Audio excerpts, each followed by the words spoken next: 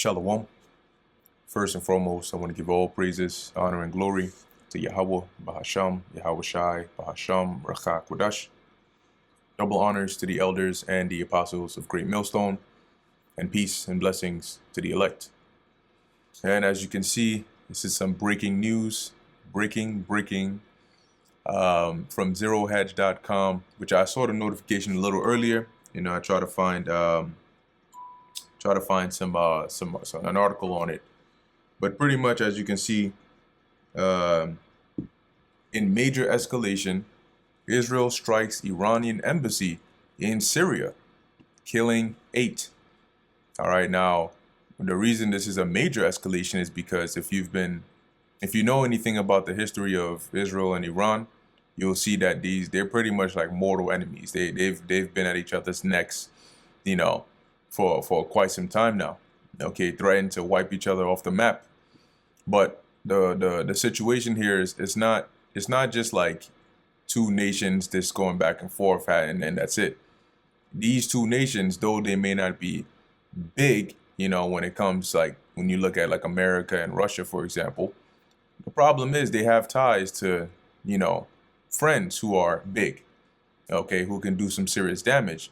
And those friends are also at odds. So if these two get into it, you already know what you've already seen, that the US, the UK, they're all going to get into it. They're going to be dragged into it. Okay. And that's why, this is some important news here. So let's read a little bit about what actually happened. There are emerging reports and accompanying video confirmation that an Israeli airstrike destroyed part of the complex of an Iranian embassy in the Syrian capital on Monday, just today. Syrian state media is also reporting that Israel conducted a rare daytime strike in the vicinity of the Iranian embassy in Damascus. Video shows that the entire front of the embassy complex and drive along with a side annex building have been destroyed. So let's take a look at this video real quick.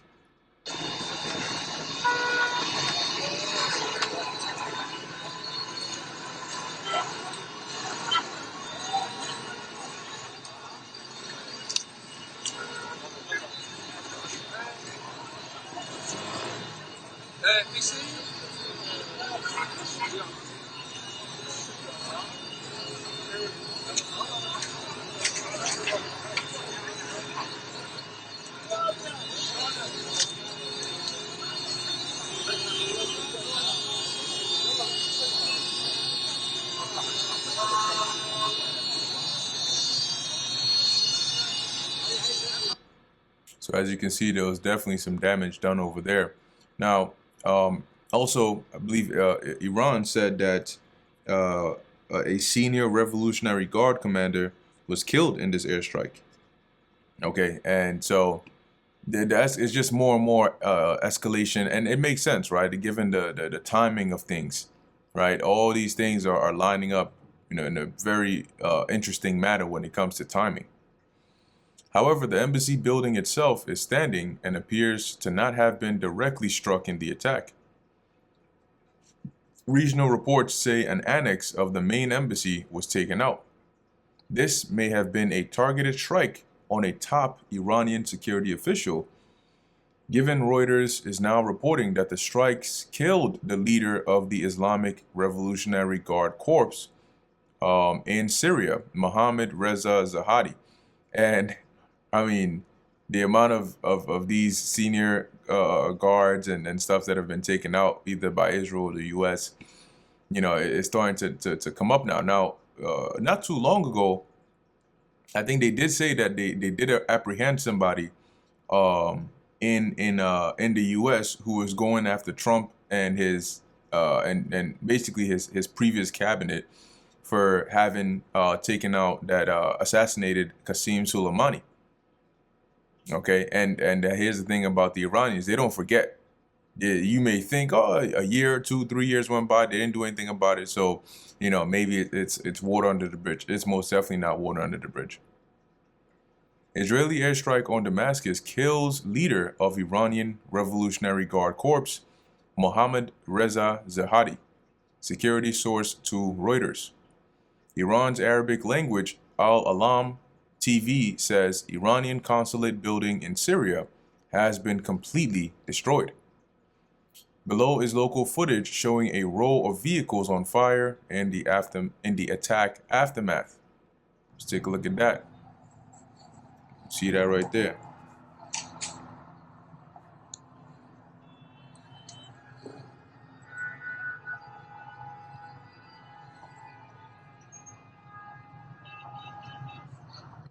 And so as you can see, these things are happening in real time. All right. And these are all leading to actual war. And a lot of people have not experienced real life war before. Okay, and to have your first experience of real life war be a nuclear war, that's definitely going to be, you know, as the scriptures say, a time like never before. So amid unverified early reports, a regional monitor has said the death toll is at 8 killed in the airstrikes on the Iran embassy annex in Damascus. According to Israeli media, the attack occurred during a meeting of top-level officials. Initial reports citing Iranian media says senior IRGC official Mohammad Reza Zahadi Zahadi, however that's pronounced, was killed in an alleged Israeli strike. The strike occurred during a meeting involving senior regional figures, adding a layer of complexity to the incident. Yeah, right, because once again, what interesting timing. All right. It's not like you just have these senior members just roaming around, you know, everywhere. You know, so it's just interesting that you just so happen to get them in this alleged Israeli strike. Where we at? New images released by Syrian media outlets depict the aftermath of the airstrike, revealing significant damage to the targeted building and its surroundings. Reuters cites Iran's SSN's news website, which alleges that the Israeli airstrike specifically targeted Iran's consulate and ambassador's residence in Damascus, and that is definitely not good. Okay, at least from the perspective of, you know, if you have hopes of things de-escalating, that's not good, because this is going to do the exact opposite. Earlier on Monday, the Israel Defense Forces confirmed damage to Eilat Navy base on the Red Sea in what appeared to be an unprecedented targeted drone launch by Iran-backed Iraqi militia. So, could this have been in retaliation for that? Who knows? But as we've said before, it's just going to be tit for tat, tit for tat, tit for tat until the tit comes with a bigger tat, which comes with a major, you know, vortex drawing in, you know, much more nations into that region. But as you can, if you've been paying attention, you know, the Lord is definitely strategically causing these escalations, because it's like you hear some stuff concerning World War III, you know, tensions over there, then things sort of stay at that steady-ish, pace-ish, you know, kind of thing. And then you'll hear some talk about the you know, the MOTB, you know, oh, they're making progress here and there and that, next time. Okay, then next thing you know, you hear another escalation over there in the east. But you notice none of these escalations lead to an immediate full-blown World War III, missiles flying left and right. And that's for a reason. It's not going to happen that way until the prophecies that need to be fulfilled prior to that happen. And when that happens, you can expect that next escalation over there is going to be, if these nations have not already declared war on each other, they will. Okay, and it's going to lead to fire, to put it plainly. Right, oil prices are already reacting to this increased geopolitical tension. This was a very high-risk strike. Also, given the Iranian embassy is right next door to the Canadian embassy. The building that was hit is literally in the middle between the embassy of Iran and the Canadian embassy. For Israel to go for such a strike, there's possibly a senior target. Yeah. So if they know that it's this close to the Canadian embassy and they still went for it, and there must have been a reason, right? A target they were going after. Let's see.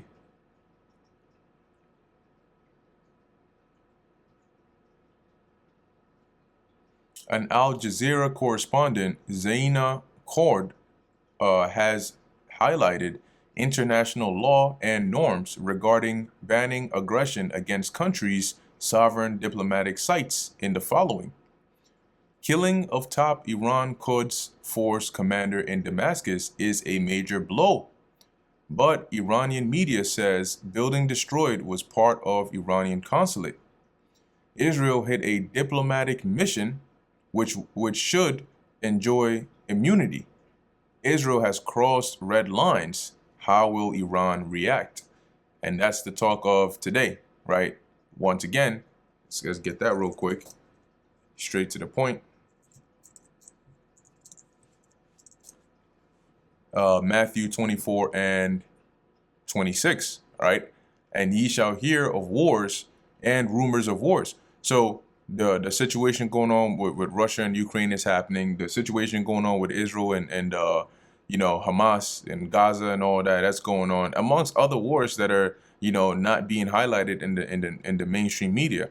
But we're hearing of those things. How are we doing that? By way of the internet, the news, all of that, and rumors of wars. Guess what? When they say this is a major escalation, what is it an escalation to? An escalation to war. Okay? When these things happen and these people, they mention that, hey, how will Iran retaliate? That is like a rumor that they can possibly retaliate in a major way, which can lead to a war. And a lot of people have eyes on this because that war will not be a small war. It will lead to if you've paid attention to like World War I, World War II, in most of these cases, or even other major wars, it starts off in a certain region involving certain countries, but nations have allies for a reason. They're part of alliances. They have trade deals. They have the interest of other nations in mind, or at least they have the interest of other nations. So when something happens to them, these other nations now have to join in. And now you have a bigger problem on your hands. This now opens up the possibility that Tehran could strike back at Israel's embassies and consulates abroad in yet more worrying and unpredictable escalation. But why is all this happening? Let's go real quick to the book of Ecclesiastes, the 3rd chapter, because we're in that time. Let me just put it for short. This is the book of Ecclesiastes chapter 3, and I'll start at verse 1. To everything there is a season, and a time to every purpose under heaven. And then it goes in, a time to die, a time to be born, all of those things, right? But what we're looking for here is verse 3, a time to kill and a time to heal. So right now, we're not in the kingdom of heaven, okay? But we're in the time of prophecy. And you have prophecies that deal with, mass death. And you have prophecies that deal with salvation, healing, and all of that. But right now, we're in that time of breaking down and a time to build up. And the point I'm looking for is in verse, let me see. Here we go. Verse 8, a time to love and a time to hate, a time of war and a time of peace. Okay, and that's what we're seeing now. We are in a time of war. So don't expect peace in the time of war, because we're not in a time of peace. And that's why these things are happening. Okay. Moon of Alabama writes, Israeli officials in embassies around the world will now be forced to limit their movements in the general public, as they are the most likely targets of revenge strikes. And this is your daily breaking news for today. So I forgot which video it was, but I mentioned that we're now in a time where it's almost like every day or every week there's going to be some other information that comes out that's just going to be even more eerie, okay, than the first. It's going to be another reminder of what time period you're living in right now. Okay, so you don't have the luxury of being ignorant. Ignorance will not be bliss this time around. Okay, ignorance will be dangerous and it will lead to mass death that's coming. So as we keep on sounding the alarm bells, repent, repent, repent. Because if you don't, this that may seem like a faraway thing will lead to another, will lead to another, will lead to another, and eventually the next domino to be hit will be you. All right. Anyway, with that, I'm going to end it here. Lord willing, that was edifying and informative to the elect. In closing, I want to give all praises, honor, and glory to Yahweh, Bahasham, Yahweh Shai, Bahasham, Rakha Kodash. And until next time, Shalom.